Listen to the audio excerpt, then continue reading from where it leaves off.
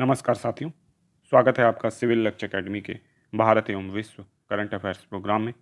आज है 10 जून और आज के सबसे महत्वपूर्ण प्रश्न जो आपके एग्जाम में आ सकते हैं डिस्कस करेंगे इस वीडियो में। पहला क्वेश्चन है, हाल ही में भारत के नए चुनाव आयुक्त बनाए गए हैं। अनूप चंद्र पांडे, राजीव कुमार, सुशील चंद्रा या सुनील अरोरा। तो इसका सही जवाब है अनूप चंद्र पांडे। अनूप चंद्र पांडे इसका सही जवाब है। ठीक है, नए चुनाव आयुक्त अनूप चंद्र पांडे बनाए गए हैं। देखिए, 2 चुनाव आयुक्त होते हैं चुनाव आयोग में और एक मुख्य चुनाव आयुक्त। तो एक तो अनूप चंद्र पांडे हो गए चुनाव आयुक्त, दूसरे हो गए राजीव कुमार, ये दोनों चुनाव आयुक्त हैं। और मुख्य चुनाव आयुक्त जो हैं वो हैं सुशील चंद्रा। ठीक है, तो सुशील चंद्रा मुख्य चुनाव आयुक्त हैं। इससे पहले मुख्य चुनाव आयुक्त कौन थे? सुनील अरोरा। सुनील अरोरा अब क्या हुआ कि रिटायर हो गए।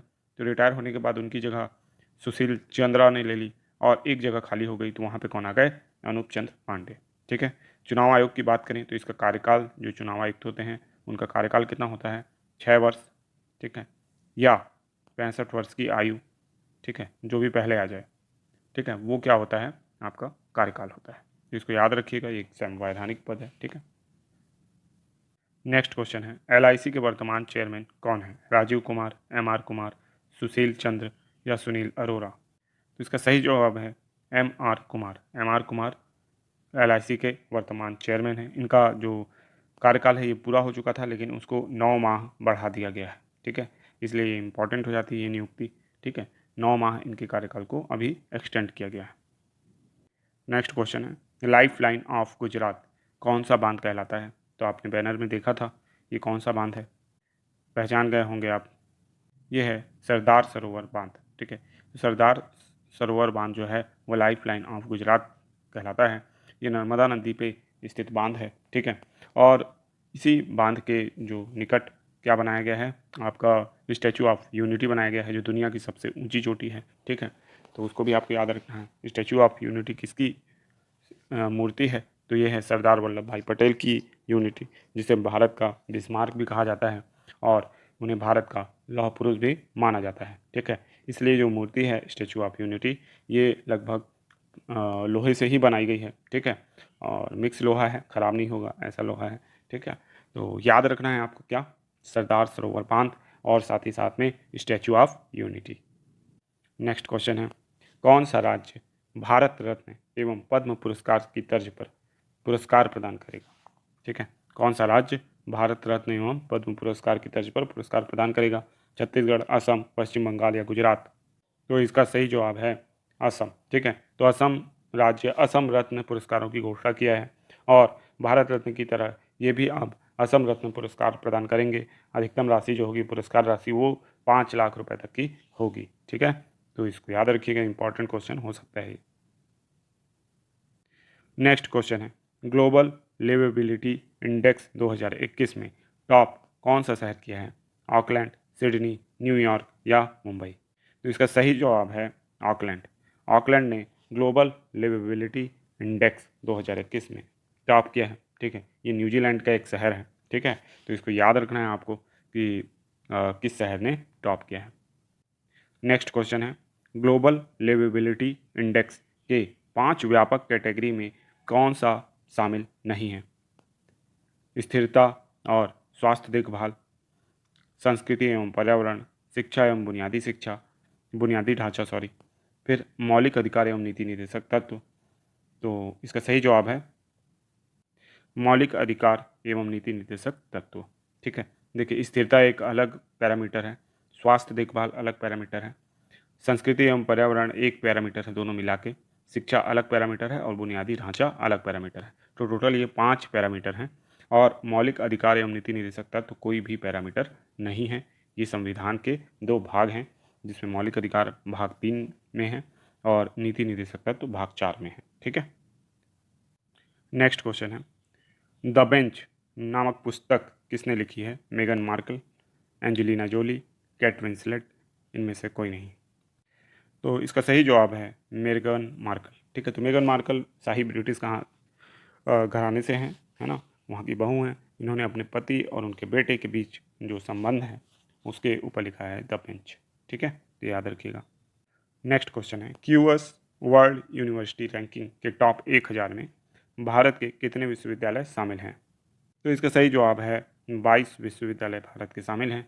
पिछले वर्ष 21 थे, इस वर्ष एक बढ़ोतरी हुई है और हम 22 विश्वविद्यालय इसमें शामिल करने में सफल रहे हैं। ठीक है, आपको पता है बेंगलुरु का जो ISC सॉरी वो आपका इसमें टॉप पर है। ठीक है, एक मिनट। तो बेंगलुरु का IISC बेंगलुरु जो टॉप पे है ना। फिर IIT रोपड़ है, इंदौर है। ठीक है, तो IIT इंदौर है, ये सब शामिल हैं इसमें, तो इसको याद रखना है आपको। इसमें पहली बार शामिल हुआ है आपका JNU, है ना। JNU को भी इसमें 560 या 70 के रैंक ऐसी मिली है। ठीक है, तो उसको भी याद रखना कि JNU इसमें पहली बार शामिल हुआ है। तो देखते हैं अब सामान्य ज्ञान के कुछ प्रश्न। वर्तमान में भारत में कितने रेलवे जोन हैं? 16, 17, 18 या 19? तो इसका सही जवाब है 17। ठीक है, तो 17 रेलवे जोन हैं। जो अंतिम में सबसे रेलवे जोन बना था या सबसे नया रेलवे जोन जो था वो कोलकाता मेट्रो था, है ना। कोलकाता मेट्रो ही सबसे नया रेलवे जोन था। और पहला रेलवे जोन ऐसा माना जाता है कि वो उत्तर रेलवे था, नई दिल्ली में जो बना था। ठीक है, तो इसको याद रखना है कि कुल जो है 17 रेलवे जोन है। छत्तीसगढ़ का बिलासपुर में जो स्थित है दक्षिण पूर्व मध्य रेलवे जोन, वो 16वां रेलवे जोन था। ठीक है, भारत की सर्वाधिक दूरी तय करने वाली ट्रेन कौन सी है? गतिमान एक्सप्रेस, विवेक एक्सप्रेस, हिमसागर एक्सप्रेस या शताब्दी एक्सप्रेस? तो इसका सही जवाब है विवेक एक्सप्रेस। तो विवेक एक्सप्रेस जो है वो देश में सबसे लंबी दूरी तय करने वाली रेलगाड़ी है, जो डिब्रूगढ़ से कन्याकुमारी तक जाती है। डिब्रूगढ़ असम में स्थित है और कन्याकुमारी तमिलनाडु में। इन दोनों के बीच की दूरी जो है वो 4286 किलोमीटर है रेलवे मार्ग से। ठीक है, तो इतनी दूरी तय करती है विवेक एक्सप्रेस। जबकि इस पूर्व में हिमसागर एक्सप्रेस सबसे लंबी दूरी तय करने वाली ट्रेन थी। और हिमसागर एक्सप्रेस जो है वो आपका 3726 किलोमीटर की दूरी तय करती थी। ये जम्मू तवी से कन्याकुमारी के बीच चलने वाली रेलगाड़ी थी। ठीक है, और अभी भी चल रही है हालांकि हिमसागर, लेकिन अब सबसे लंबी दूरी तय करने वाली एक्सप्रेस बन गई है विवेक एक्सप्रेस। तो अब हम देखेंगे 2 जून 2021 के रिवीजन प्रश्न। अगर आपने 2 जून का वीडियो नहीं देखा है तो आप इस वीडियो को जरूर देख लें। इस वीडियो में आपको सारी जानकारी डिटेल से मिलेगी। क्रिप्टो करेंसी के रेगुलेशन के लिए कौन सी कमेटी गठित हुई थी? तो इसका सही जवाब है सुभाष गर्ग समिति।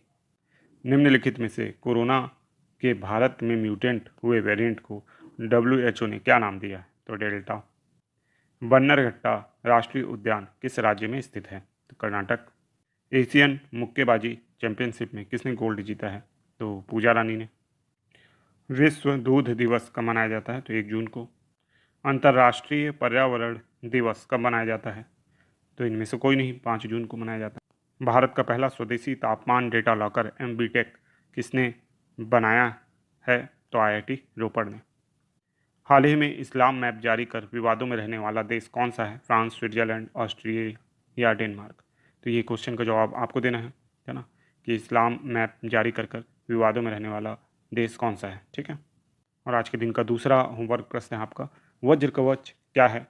आयुर्वेदिक कोरोना की दवा, आयुर्वेदिक इम्यूनिटी बूस्टर, कीटाणु शोधन प्रणाली या इनमें से कोई नहीं? ठीक है, तो इन दोनों क्वेश्चन का जवाब आप कमेंट बॉक्स में ज़रूर दीजिए। साथ ही साथ हमारा टेलीग्राम ग्रुप आप ज्वाइन कर लीजिए।